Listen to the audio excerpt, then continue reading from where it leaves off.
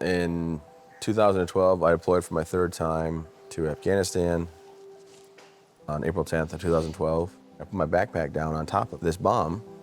I woke up 4 days later in Germany, and I was a quadruple amputee. I had to learn how to do everything over.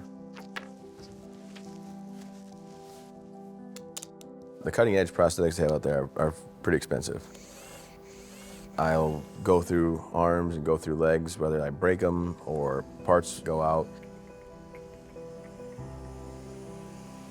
Even wheelchairs, powered wheelchairs are pretty pricey as well, but that's how I get around. My legs are Bluetooth, so when I drive my vehicles on my phone, I have a little remote that locks my leg so I can drive like everybody else. There's a price for all this stuff. It all takes a toll on my family.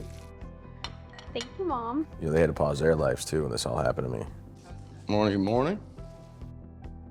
And I'm very grateful that I have the ability to have the prosthetic arm and the prosthetic legs, and it's what helps make my life more independent, but also helps me function.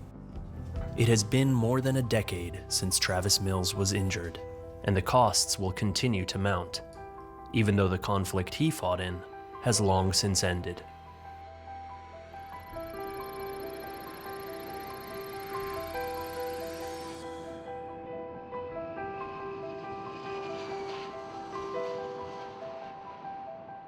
Funding provided by Sarah Scaife Foundation, Robert and Marion Oster, Ron and Connie Mullenkamp. Today, America's annual defense budget is the largest in the world. It exceeds the military budgets of Russia and China combined at over $800 billion.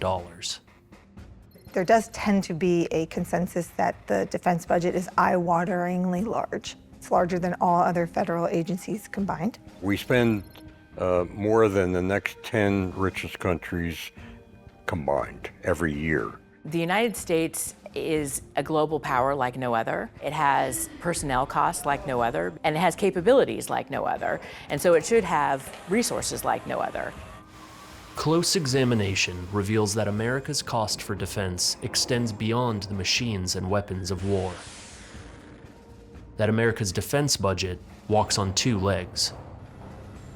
In the next hour, we will visit people and places that reflect the true cost of America's defense. Since World War II, the United States military's benchmark for strength is the ability to fight two wars with major regional powers simultaneously and win. Warfare is about adaptation in conflict, and the American military is really good at it, but we're not the only people who are good at it. At one time, we were probably much more capable than anyone else. That advantage had been eroding over time. Still, billions of dollars are spent to procure missiles, aircraft, ships, and cutting-edge technology. And those contracts for the weapons of war are often motivated as much by political and economic gain as by fighting capability. If you ask anybody that's got a military base in their district, they're going to say that's essential. It brings jobs, it brings economic vitality, it creates hope for people. People are going to work. Then there are the costs of the men and women who serve. 4 of every $10 spent in the military are spent on people. It costs roughly $100,000 a year per soldier. The United States military spends vast sums to enlist, train, and retain its troops. You don't need to recruit 10,000 people a year unless you're losing 10,000 good people a year that are fully trained and capable. That's what we're doing. Why?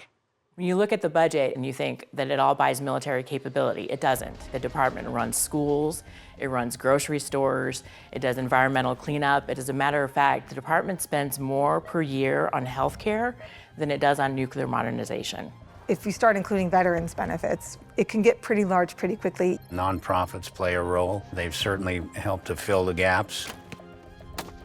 All of this to prepare for eventual conflicts, and when conflicts occur, the cost to service members and their families will echo across generations. What you don't spend in deterring wars you have to spend in fighting them. And once you're fighting them, that means lives lost and lives ruined. The costs of military might and readiness are also bound up in the need to maintain a global system of military alliances and defense treaties, requiring a deft and delicate balancing act between deterrence and American entanglement in the foreign affairs of other nations. We are defending on behalf of the global community, but we are also making sure that the fight does not come home to the continental United States. It's shocking that people think, oh, well, we can leave Europe and what's the worst that could happen? I mean, World War III, nuclear conflict. Yes, there's an alternative to military supremacy, and it's losing wars and having your adversaries dictate the terms on which you can accomplish your interests. It's a really bad alternative. How does the US manage this precarious balance between the benefits of strength, global stability, and the ultimate costs of war? How much does the US actually pay for its fighting ability? And what do Americans get in return? The human face of America's defense begins with the many thousands of young men and women who enlist in America's fighting forces. Americans know very little about their military. 0.5% of the American public experiences military service in the United States. Is you have less of an expectation across the country that you'll sign up. We are leaving it to young sergeants to walk into high schools to try and talk young people into serving their country. Democracy is not a spectator sport.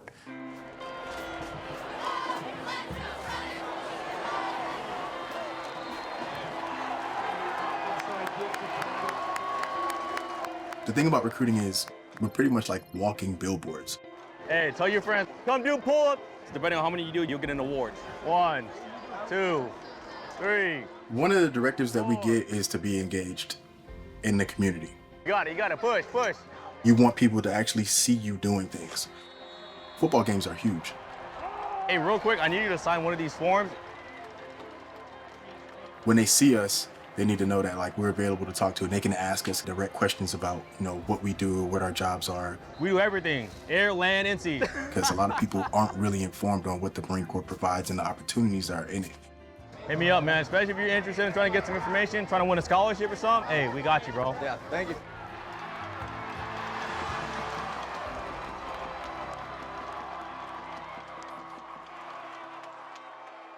When the GDP is strong, growth is strong, jobs are good, it's very difficult to recruit. It's going to take all hands on deck to encourage young people to go into the military. All right, so this weekend we had the football game. What did we get from that? How was it? There is a few of the high school students that actually wanted to do pull-ups. A lot of them just wanted to do it just to show off. We're at the halfway point for the month. Right now we're sitting at 8 of 12, so we need 4 more to make our mission. We have had an all-volunteer force now for, 50 years. If you have a purpose, Americans generally, or a significant portion, will ride to the sound of the guns. They've got that heroic impulse. They wanted to fight if it was a mission worth fighting for. I think if you can't get people to volunteer, you shouldn't be fighting the war. The Vietnam War saw the last use of conscripts in the United States military. As mounting casualties were beamed nightly into American homes on television, the public became increasingly critical of what was already an unpopular war. Having a draft army, what they call a citizen army, was 1, not fair, and 2, not effective. It was basically indentured servitude. This is the genius of the all-volunteer force. It aligns the risks people are taking, putting their lives on the line for the country, with the people most willing and eager to do it, and most proficient at the doing of it. You have to pay them more. You have to train more. And you have to spend more time training them. And once you've done that, you want to keep them in. Hey, what's going on, man? How you doing? That's what you. All right, you too. You can take a seat. A lot of high school kids think that the military is a backup or, a last resort. But it is a selective process. We'd want to be able to know that you can commit to something and see it through. Well, we're going to fill out some paperwork, and then we'll set you up so you can go to MEPS tomorrow. You can take your physical, and we'll find out. Sounds good. The average cost to recruit and screen each applicant hovers around $22,000. At this Military Entrance Processing Station, or MEPS, the cost becomes clear. All right, good morning. My name is Captain G. I'm the executive officer here at Sacramento MEPS. You're here because you want a job in the military. Our job is pretty simple, to see if you're fit for the job. The first stage is testing. After that, you have a qualifying score, you move on to medical. And the other side. Good. And then you move on to the next step of the process. We're going to initiate a federal background check that's conducted by the FBI. Once you get through those and everything clears and you have all the green lights, you are qualified for military service. Boom, you're locked in, man. You're the Marines. I do solemnly swear. Do solemnly swear. That I will support and defend. That I will support and defend. The Constitution of the United States. The Constitution of the United States. Total military recruiting costs reach into the billions each year and continue to rise. And that's before training. Fort Sill is one of 4 basic training sites across the United States. We take citizens to soldiers to give them the basic combat and survival skills they'll need to be a United States Army soldier. Got it from the front. Do you understand? Yes, Drill Sergeant. Recruits come with the clothes they have on their backs, a small amount of personal items. 95th gives them everything else. They get the gear, they get the haircuts, they get the boots, and they start their journey. Let's go, hurry up. Yes, Sergeant. On average, to have an individual arrive and come through basic training is about $55,000. Where else do you have this type of model? The closest probably thing is how they produce athletes and how they take care of athletes at the collegiate and professional levels. And that is millions of dollars to get the talent, to train the talent, and then to have that talent go out and be a productive soldier. You can't beat that for $55K. In 2020, about 150,000 people enlisted, which means $8.2 billion in basic training costs alone. After money has been spent to prepare troops for duty, there's an additional cost to keeping them in. At West Point Military Academy, retention is a central focus of the Office of Economic and Manpower Analysis. There are tremendous costs associated with people leaving, with turnover, with having to train.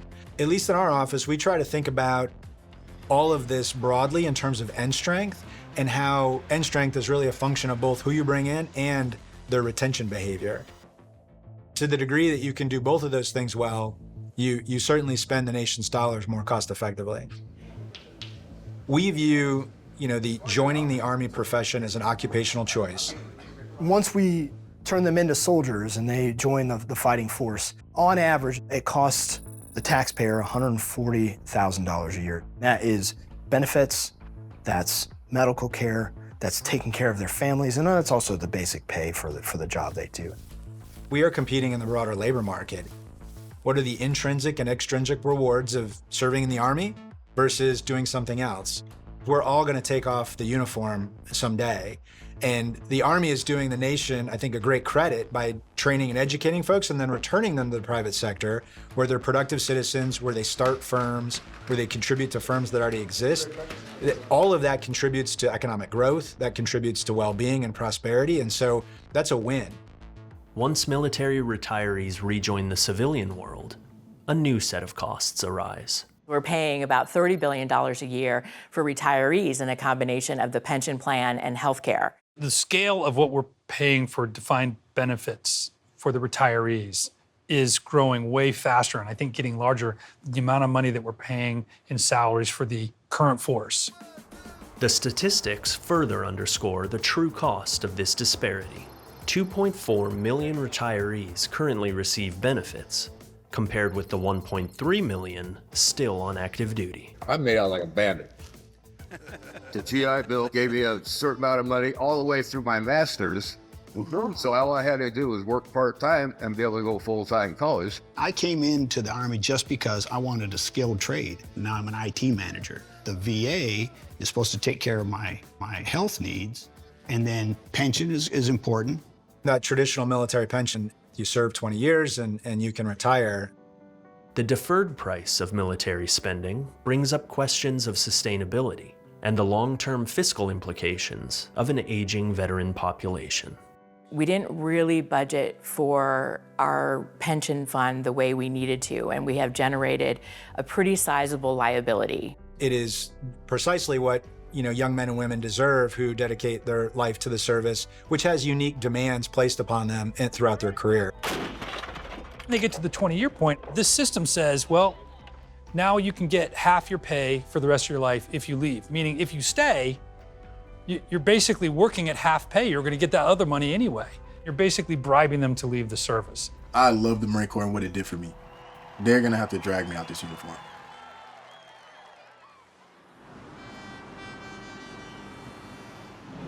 This crane is one of dozens that tower over Norfolk Harbor in Virginia, site of the largest naval base in the world, and home to some of the most expensive hardware in the United States military. We buy so many different kinds of things and very sophisticated pieces of equipment. It does become an expensive undertaking over time.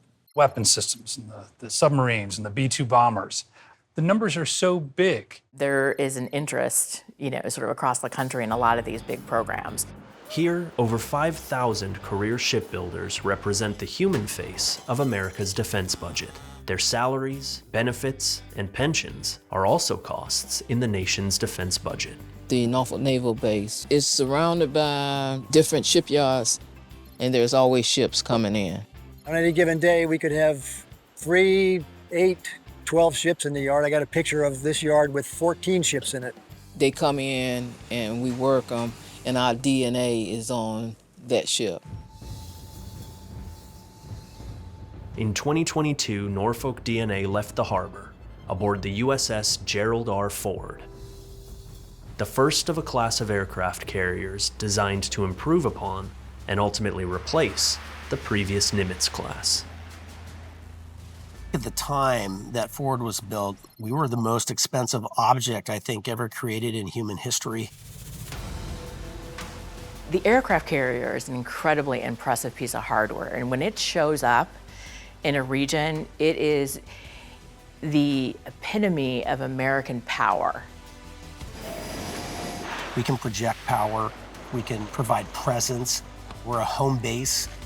This is a small city. We got everything from a post office to a pharmacy, let alone an airport that sits on top of our head.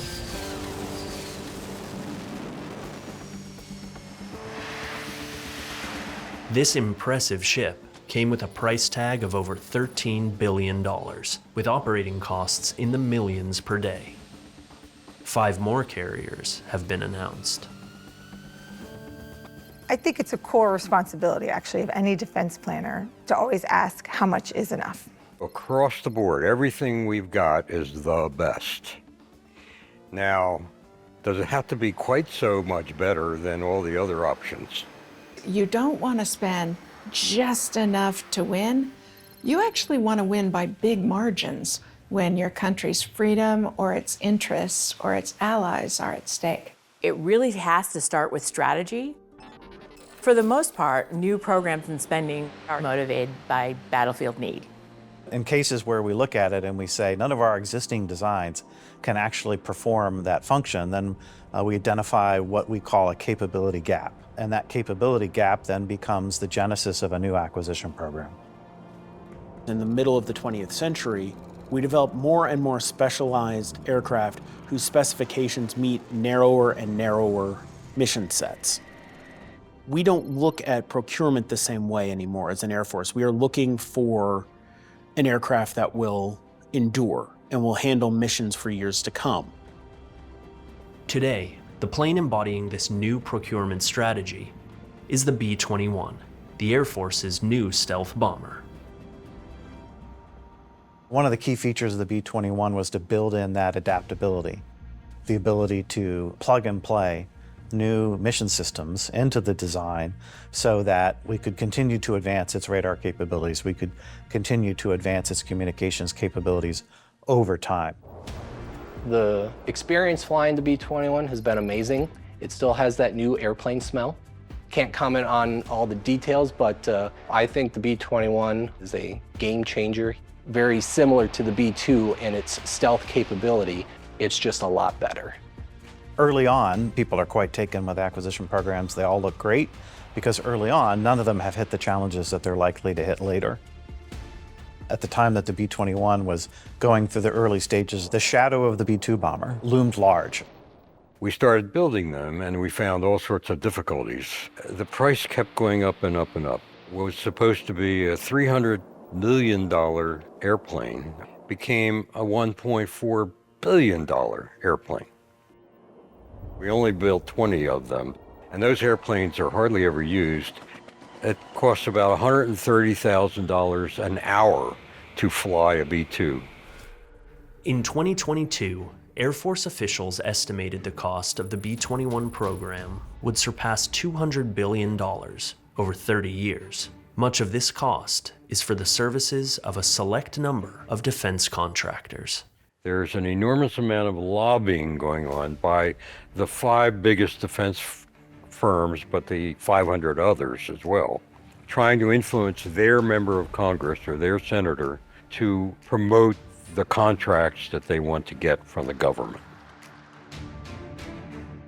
On behalf of the entire Northrop Grumman team, the time has come for you and the world to see the B-21 Raider. Ladies and gentlemen, this is deterrence the American way. Thank you, senators and members of Congress. Each of you is important to this program and to Northrop Grumman. The 5 prime defense contractors are headquartered in Washington because that's where decisions get made. We recognize the imperative need for this development, yet we must not fail to comprehend its grave implications. The military-industrial complex, we get the term from President Eisenhower's farewell address at the end of his 8 years as President of the United States. We must guard against the acquisition of unwarranted influence, whether sought or unsought, by the military-industrial complex. Defense spending was 12 or 13% of GDP in the Eisenhower administration. It's 3.4% now. Back in about 1996, we'd had over 50 what are called defense prime contractors. These prime contractors could build things. We had over 50 of them. Today we have 5.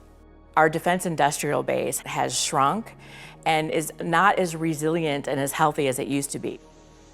When a crisis strikes, people say, well, why don't we have something and why can't we do something about it right away? Well, there's one thing dollars can't buy, and that's yesterday.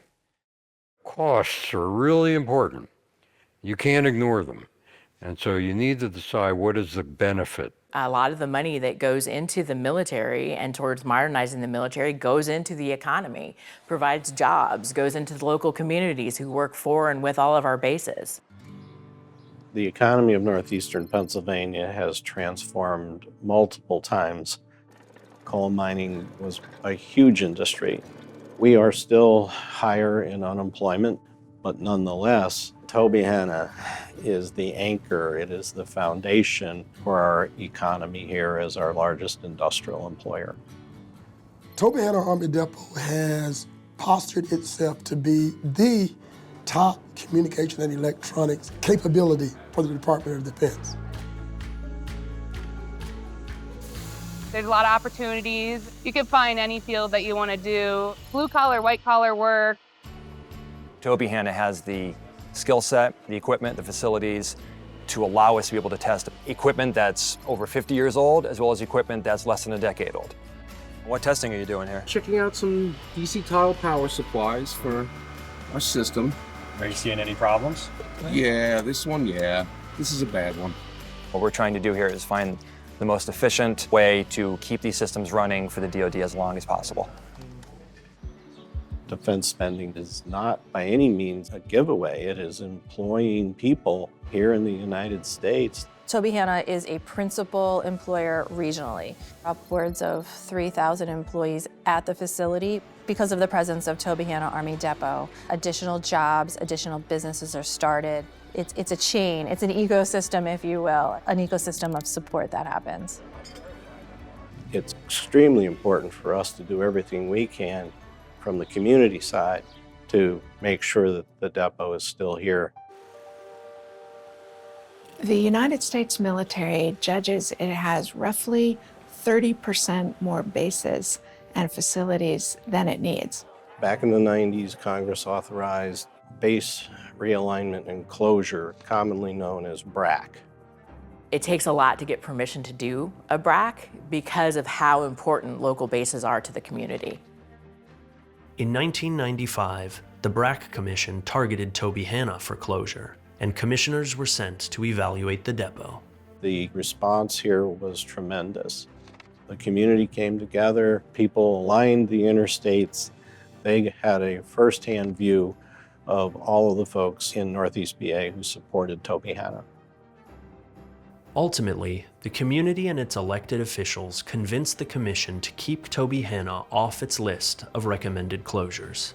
But not every base has been so successful. And once the decision is made to close a base, it triggers a whole host of other costs. We are on top of Wildcat Ridge. This view is the Monterey Peninsula. In the near ground is the Army retained cleanup area, our munitions response site.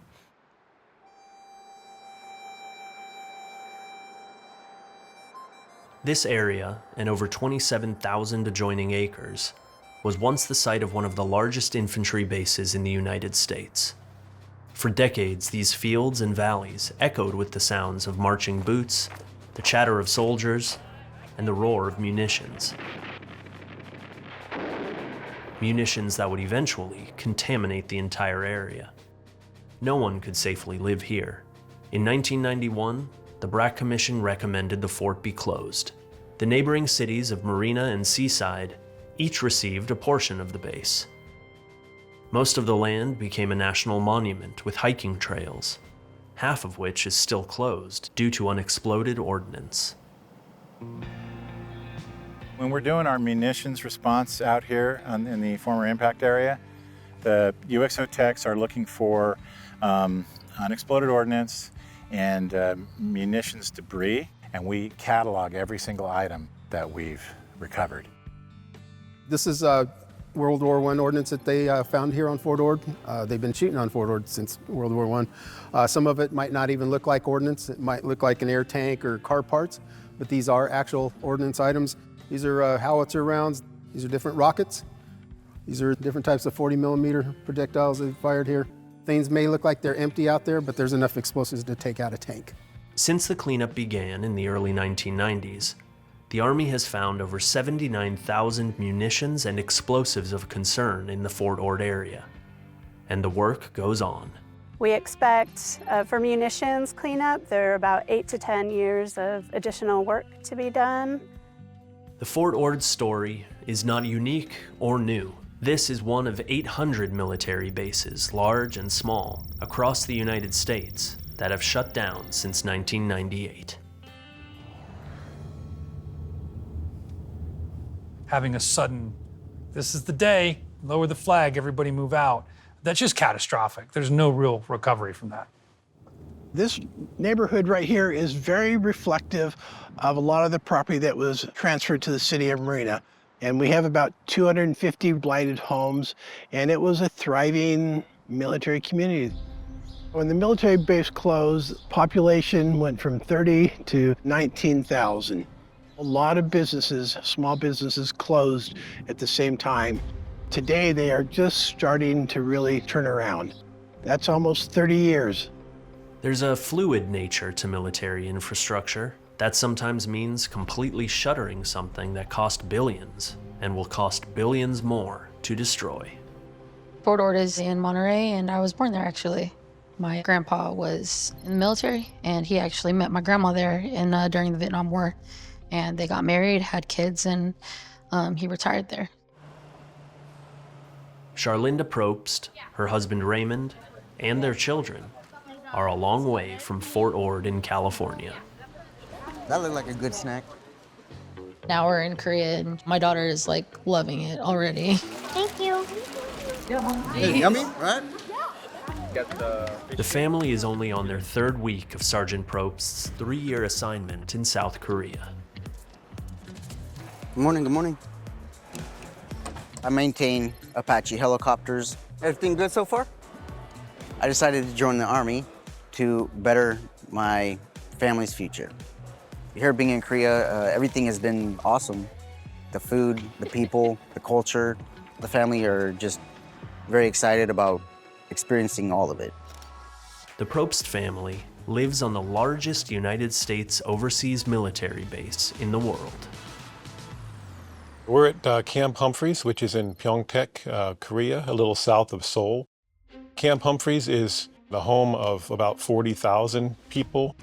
Over 200,000 United States military personnel serve overseas in 750 installations in 80 countries around the world. When you put American soldiers on the ground in a country, that's a commitment, and that builds a lot of confidence, a lot of trust. We care very much about what happens everywhere because it impacts our way of life. It's in our naked economic and national self-interest. Overseas United States bases are home not only to troops, but in many cases to their families as well. Another cost of America's defense. When Americans are stationed overseas, we don't want them to feel too overseas. We are definitely like a small American city. We have every municipal service that any city would have, from police and fire.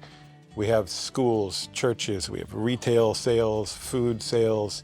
You've got bowling alleys, you've got activity centers for the kids, you've got gyms. There's so much stuff here and we're like still discovering it.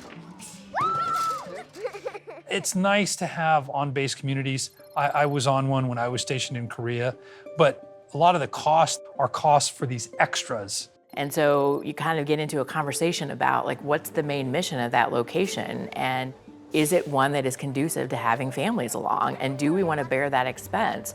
And if we don't, what does that do to willingness of people to deploy there? People like to be with their families, and separation can be a problem. Soldiers aren't going to serve if we're not taking care of them, and they are certain that we're going to take care of their family members. Better than I normally do. It also enables us to have more continuity. When a soldier comes here with their family, they're going to stay 2 or 3 years. If they come here by themselves, they're going to stay 1 year. The need for overseas installations is still necessary to support missions. But are the days of garrisons of troops and their families permanently living on city-sized bases behind us? Where it makes sense, what we want is a return on the investment. South Korea and Japan, it's cheaper to have our troops in those 2 countries because those 2 countries pay so much of the basing costs, of the training costs. They pay billions of dollars to help us keep our troops there. Us being here in Korea, we're tasked with defending this homeland as well as our own. We have the good fortune to have a military that fights its wars as away games rather than home games. Camp Kosciuszko in west central Poland is the new forward headquarters on NATO's eastern flank. The permanent presence of U.S. troops stationed there was announced in 2022, amidst geopolitical shifts triggered by the Russian invasion of Ukraine. Bases are where they are because of the threats bad guys pose to our interests and our allies. The buildup in Poland was instigated by one person, Putin. We are here with a part of 5th Corps Forward, or VCF, while our main headquarters sits back in Fort Knox, Kentucky. It's a little bit of a construction zone right now, but this is our home. It's a permanent home here. It's developing very quickly. Long term, we will be able to have families come here, so we're less reliant on individuals coming back from Fort Knox. 5th Corps' mission here is to assure our partners, to deter our enemy, and to defend if threatened. Against the backdrop of heightened tensions, Poland has welcomed its role in deterring Russia, acting as a bulwark within NATO.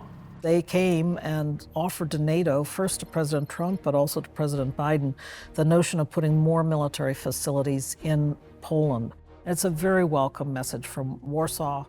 We have Polish-provided logistics support and Polish-provided infrastructure. They really, truly have invested in the United States here. NATO member states really like to host NATO facilities on their territory because, frankly, it means jobs for them in many cases, so there are economic considerations, but it is also a way for them to convey their strong conviction to the NATO alliance. It's almost like an additional security blanket for them. No one's going to invade us if America's here. I'm like, yeah, that's probably true. You know, there's not many truisms in history, something that's always true, but I know one. Nations with allies thrive, nations without allies wither. Across our area of Operation Victory, we have roughly 30,000 service members. We span from the Baltics to the Black Sea, training next to our partners in each of these nations. The threat to them is ever present in their lives, and it is very, very real, and they see it on a constant basis. So this apartment building was destroyed by Russian missile on September the 5th of 2024. That night, around 200 buildings were destroyed. It was terrifying. Lviv, in the northwest of Ukraine, is more than 300 miles from the front lines with Russia, but still subject to drone and missile strikes. 6 months after the invasion began, a Russian missile strike killed 7 Ukrainian civilians, including 18-year-old Darina Bezilevich. She was my student. I still have a picture with her. All the family has been just vanished, perished. She and her 2 sisters and her mother in one stroke of the rocket. We are paying the high price. NATO saw it as highly necessary to defend the territorial integrity and sovereignty of Ukraine, but to do so through assistance. By mid-2024, the United States had committed $175 billion in security assistance to Ukraine, including logistics and intelligence, air defense systems, weapons, aircraft, and tanks. People say, oh, we're sending $100 billion to Ukraine. Not what's happening. We're not, for the most part, even spending money in Ukraine. A lot of the money that we allocate to military assistance, the money never leaves America. 70% of the aid that we've been providing to help Ukraine goes back to American businesses to produce the weapons and equipment that we're providing. Where did Poland, get F-16s and now F-35s? They were built here. We didn't build them in Poland. NATO countries Germany, Great Britain, Norway, and others have also contributed billions in aid. Since Ukraine is not a member of NATO, none of these nations providing aid to Ukraine are required to assist by agreement. Article 5 of the Washington Treaty I call the kind of all for one and one for all article, because it basically states that if an ally of the United States in NATO is attacked and asks for help, that NATO allies must come together and agree to help that country.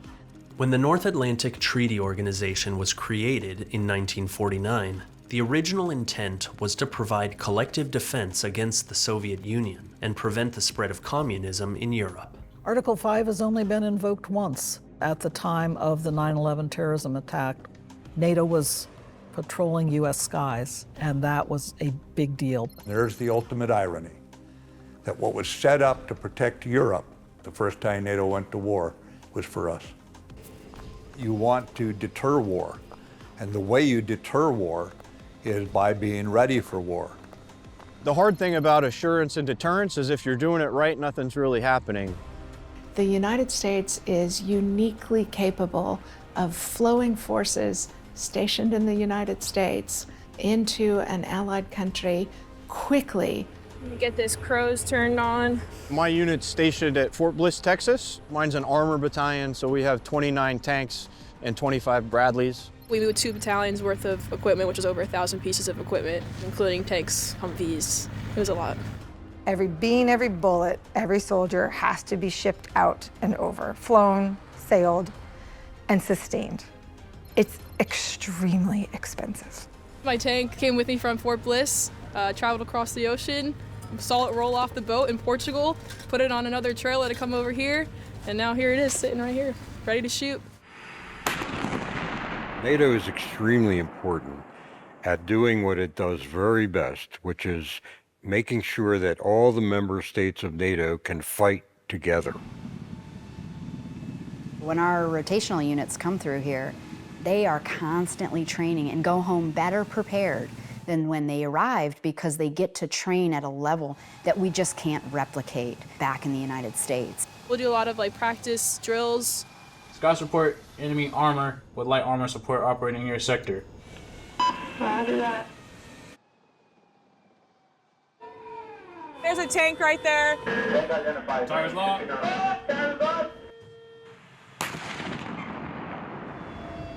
We're looking how to identify targets, what that looks like in adverse conditions, for example, fog like this, and if our weapon systems malfunction, how we troubleshoot those so we can get back up on the line.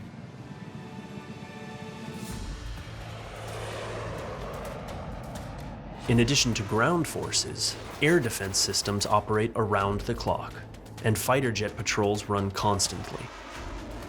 NATO allies rely on the United States for satellite surveillance, unmanned reconnaissance, air-to-air refueling, ballistic missile defense, and airborne electronic warfare. And this all comes with a price tag. The NATO budget is usually presented as the total defense spending of all member nations. For 2023, it was $1.3 trillion. Prosperity rides on security. We couldn't remain prosperous if Europe were conquered. Europe is the #1 region in terms of investment in America. I assume we still want investment in our country. What you don't spend in deterring wars, you have to spend in fighting them.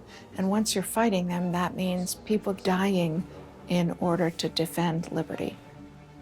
I think it's a mistake to assess wars only in their material cost and not also in their lives lost and lives ruined category. In the last decade alone, America just paid out its last Civil War beneficiary. That is the long tail of war. In the aftermath of the September 11th attacks, the United States embarked on the longest war in American history. The War on Terror. The conflict would last nearly 20 years, cost trillions of dollars, and thousands of American lives.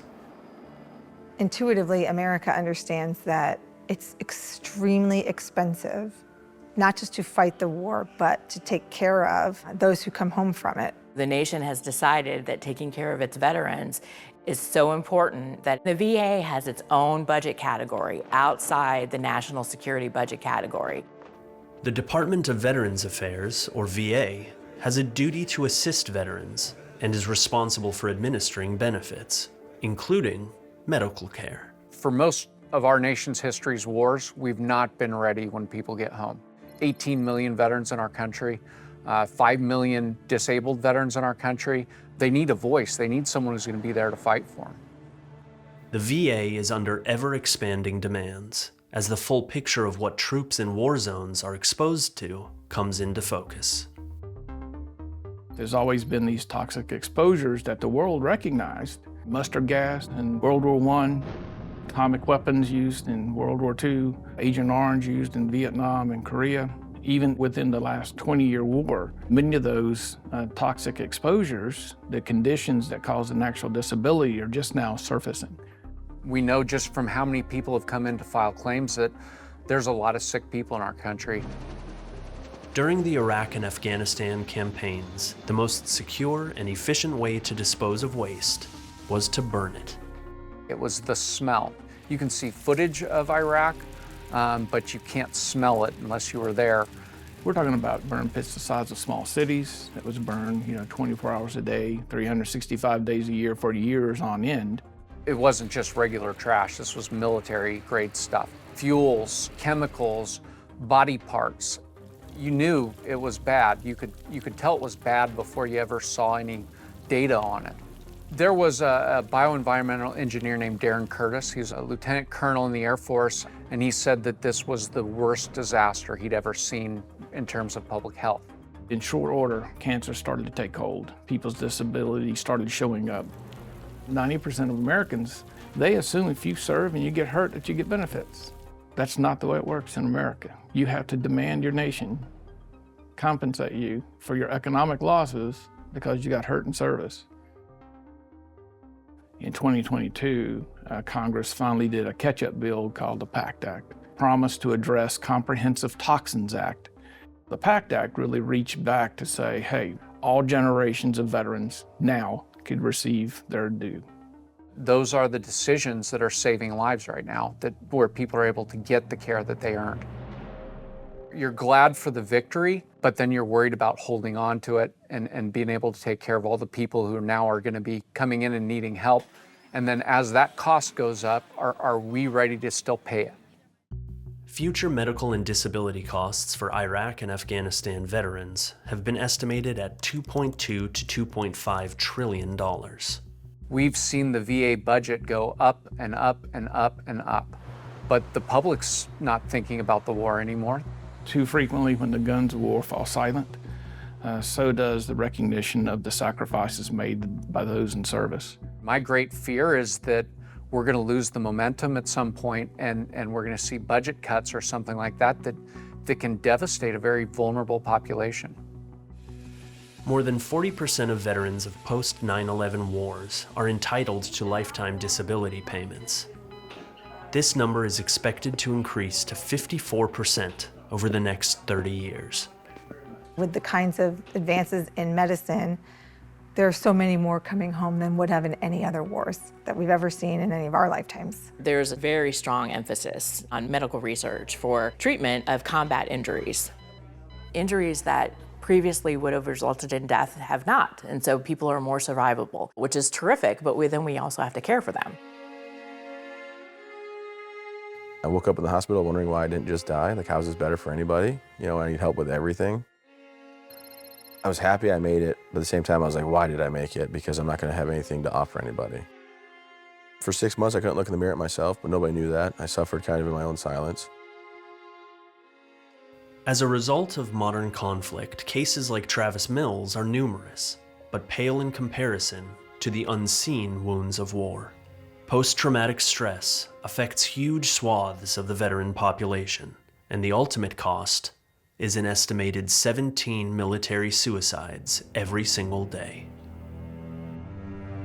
I went to hours and hours and hours of therapy, and when I got out of the hospital there at 5 weeks in, like, I finally had a prosthetic arm, but before that, people had to help me use the restroom, which was the most embarrassing part of my life, probably. Every day I was like, how can I get better? Today, Travis is remarkably capable with his prosthetics. He can even drive a specially modified vehicle. Millions of dollars have been spent to provide Travis with this cutting-edge technology. You're lost. You don't know what to do. You don't know how to react to this, how you're going to find a way through. And then people step up.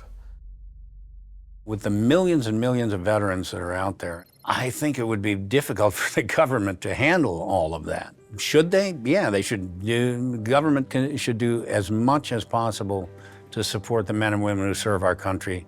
But I also think that citizens have a role to play. Gary Sneeze Foundation came in. Like, hey, look, we understand that you have new needs that you probably don't even realize, but we understand it. We're gonna help you out. Let's go see Travis. Hi. They built me a house that has a lot of different amenities to help people find their normal and get back on their feet. You can hop in the elevator with me if you want. I'll go with you. It's cool, I get stuff. I'm going up. We don't want anybody to fall through the cracks, and I wanted to always do a little more to help a lot more people. This is your house. Yeah. In the military nonprofit space, there's over 45,000 different military charities out there that are serving a lot of various needs. If those nonprofits were not in this space, I think there'd be a catastrophe in our veteran community. I thought, okay, well, I can't serve my country anymore, but I can still serve people. Travis decided to take his circumstance and capitalize on it to make a difference in other people's lives. So, welcome to the Travis Mills Foundation. We host families that have been through physical injuries due to service. It could be paralyzation, amputation, something to do while they were in service that physically limits their mobility. We say, hey, look, we know that you've been injured. It's a physical injury, and we want to help you adapt to anything. So kayaking, boating, tubing, wintertime we have dog sled races, just a whole wide array of things that we show them. Like, you don't have to live life on the sidelines. You can be active with your family and active with your society. We also have a post-traumatic stress program. So Justin, can you maybe identify some of the unhealthy habits or negative influences? Bad eating habits, substance abuse. And Bobby, can you think of any wellness practices perhaps? I like taking time and getting outside. If it's just going for a walk, clearing your mind, that helps me being out in nature. We opened the doors in 2017, and we've slowly expanded and built onto the property, and it's been truly incredible, what we've been able to do here. There are nonprofits which provide care packages to deployed troops. There are nonprofits which provide mental health care, pay bills, provide vehicles and housing. Since 9/11, Americans have chosen to give $2.5 billion per year to charities that support veterans. The funding for these charities may not be coming from taxes, but it is still coming from taxpayers. If veterans and their families rely on these nonprofit services and support, then they are also a cost of defense. People tend to favor support for defense and support for defense funding, but they want to understand clearly what's the purpose and what's the goal. The real cost of defense goes beyond the price of bombs and bullets. It is a headlong race to stay at the cutting edge of technology and vessels.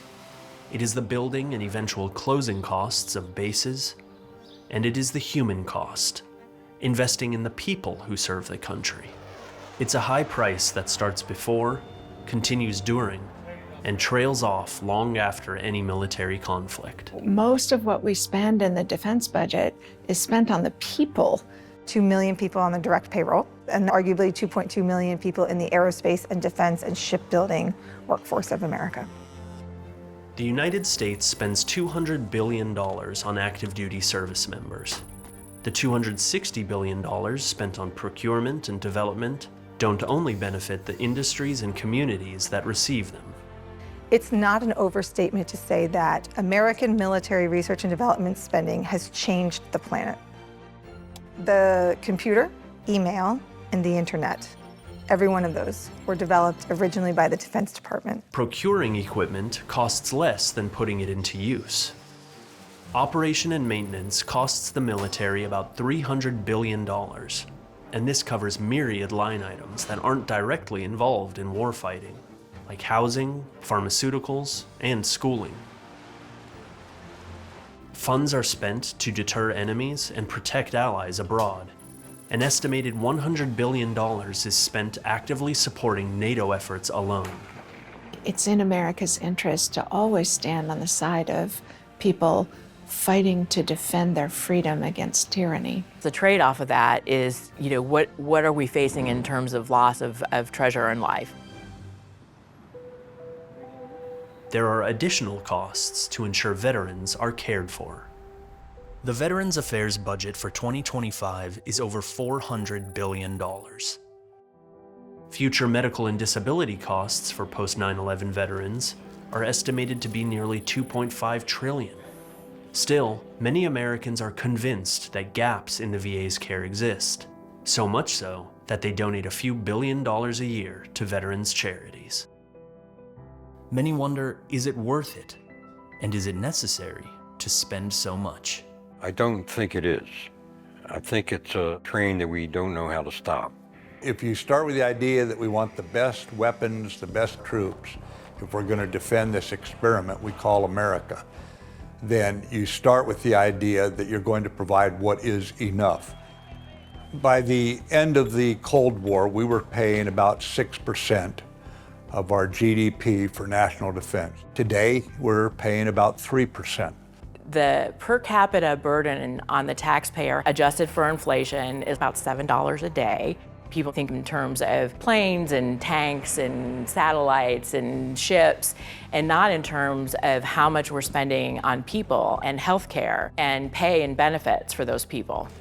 And so, the true cost of defense, the total cost we pay, is a people cost. Willing young recruits transformed to serve their country.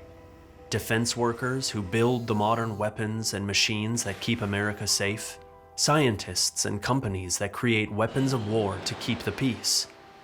And the doctors, nurses, and health professionals who care for America's veterans home from conflicts in battlegrounds around the world. These are the faces of America's defense budget, the true cost of defense.